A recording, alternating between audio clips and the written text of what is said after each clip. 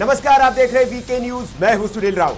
बिहार की जिन 121 सीटों पर पहले चरण में मतदान होना है, उन सीटों पर कैंपेन का शोर थम चुका है, लेकिन प्रचार के आखिरी दिन नेताओं के बीच जबरदस्त जुबानी जंग हुई। साथ ही साथ बिहार में पहले चरण के चुनाव प्रचार के आखिरी दिन एक बड़ा खेला भी हो गया। वीआईपी पार्टी के प्रमुख मुकेश सहनी के भाई संतोष सहनी ने मैदान छोड़ दिया है। जी हां, इंडिया गठबंधन में फ्रेंडली फाइट वाली सीटों में से एक दरभंगा की गौड़ा बौराम सीट को लेकर मुकेश सहनी ने खुद आरजेडी उम्मीदवार के समर्थन का ऐलान किया है।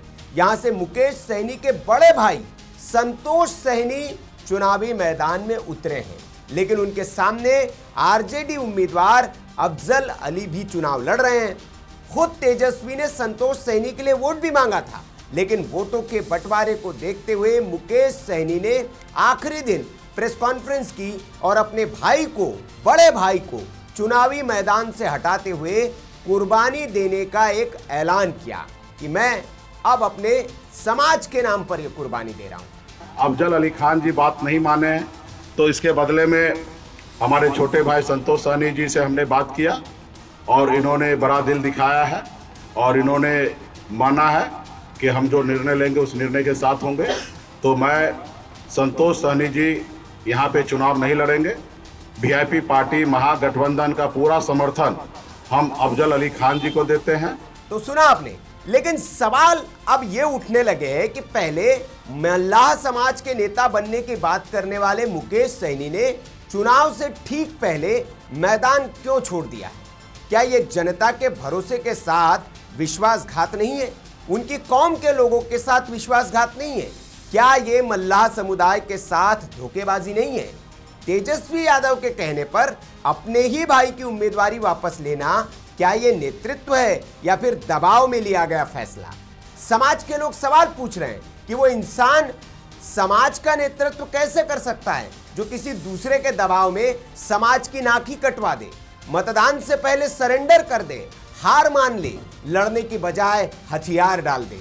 लोग तो ये भी कह रहे हैं कि मुकेश सहनी अब विकासशील इंसान से ज्यादा वफादार सहयोगी ज्यादा दिख रहे हैं, वो भी सिर्फ कुर्सी के लिए। और कुर्सी के लिए उन्होंने समाज और बिरादरी के सम्मान को भी सरेंडर कर दिया है। केंद्रीय मंत्री और निषाद समुदाय से आने वाले नेता डॉक्टर राजभूषण निषाद ने तो इस पर कड़ी प्रतिक्रिया दी है। उन्होंने इस घटनाक्रम को निषाद समुदाय के साथ विश्वासघात बताते हुए कहा, मुकेश सहनी ने मल्लाहों का सम्मान मुल्लाओं को बेच दिया। वे केवल अपने राजनीतिक स्वार्थ के लिए निषाद समाज का नाम इस्तेमाल करते हैं। सहनी हमेशा ऐसे फैसले लेते हैं जिनसे समाज को फायदा कम और नुकसान ज्यादा होता है।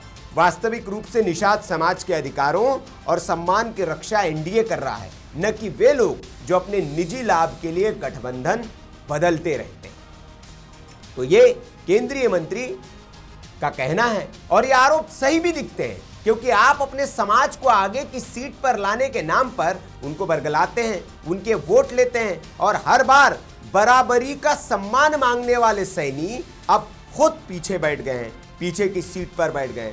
अब ये भी सवाल उठने लगे हैं कि क्या मुकेश सहनी को महागठबंधन में सिर्फ भीड़ भरने के लिए रखा गया है? और अगर मतदान से पहले ये हाल है तो इसकी क्या गारंटी कि उन्हें डिप्टी सीएम भी बना ही दिया जाएगा? क्योंकि कहीं ऐसा न हो कि जैसे बड़े भाई को चुनावी मैदान में बिठा दिया गया आयन मतदान से पहले, वैसे डिप्टी सीएम की कुर्सी के लिए भी किसी ऐसे व्यक्ति के लिए मुकेश सहनी को भी बैठा दिया जाए और मुकेश सहनी भी कह दे कि समाज के लिए वे ये भी कुर्बानी देने को तैयार है। अब सहनी के ऐसे एक्शंस की वजह से उनकी विश्वसनीयता भी सवालों के घेरे में आ गई। वे कभी एनडीए में चले जाते हैं, कभी महागठबंधन में। अब तो उनके खुद के अस्तित्व पर भी सवाल है।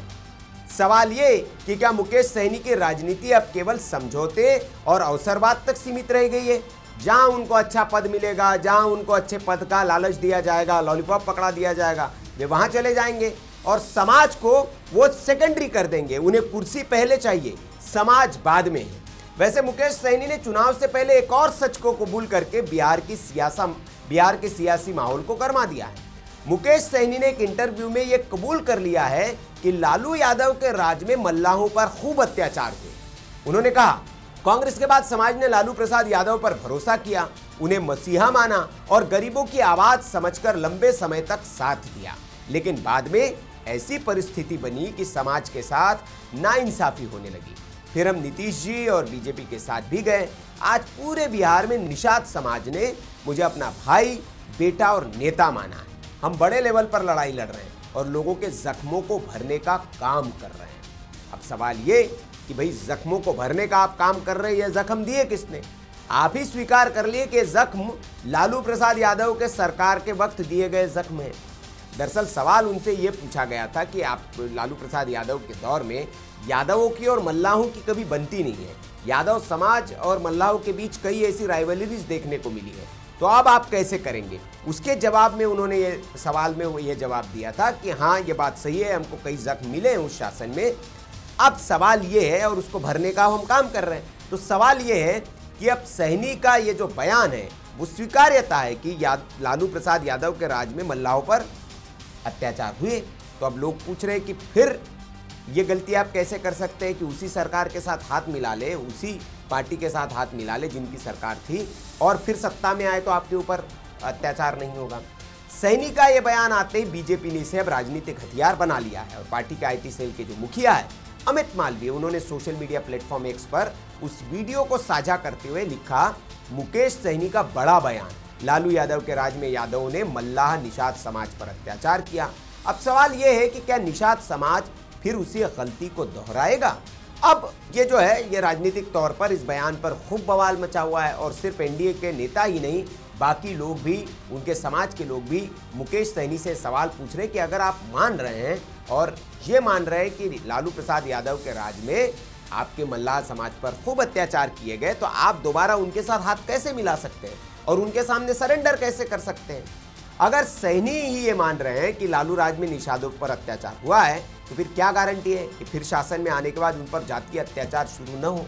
सहनी के बयान और उनका व्यवहार दोनों ही अब संदेह के घेरे में, और निषाद समाज के लोग उनके नेतृत्व पर ही सवालिया निशान लगा रहे हैं कि ऐसा व्यक्ति कैसे समाज का नेतृत्व कर सकता है जो जिस पार्टी की ओर से अत्याचार किए गए अपनी कुर्सी के लिए, स्वार्थ सिद्धि के लिए उन्हीं के साथ हाथ मिला रहा है, और न सिर्फ हाथ मिला रहा है बल्कि उनके आगे चुनाव से पहले सरेंडर भी कर दे रहा है। अपने पार्टी के मुखिया और बड़े भाई को जो है वो चुनाव के ऐन पहले वो घर बैठने पर मजबूर कर रहा है, सिर्फ एक कुर्सी के लालच में कि डिप्टी सीएम का पद उन्हें मिल जाएगा।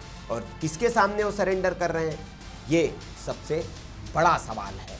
अब इस पर बिहार की राजनीति में सियासी तूफान आया हुआ है और मुकेश सहनी के नेतृत्व क्षमता पर अब सवाल उठने लगे। आपको क्या लगता है, क्या मुकेश सहनी जो है वो निषाद समाज का नेतृत्व करने की बात तो करते हैं, लेकिन उनमें वो निषाद समाज का नेतृत्व करने की क्षमता ही नहीं है और अब वो निषाद समाज के नाम पर सौदेबाजी करने लगे और कुर्सी के लिए ये सब कुछ कर रहे हैं?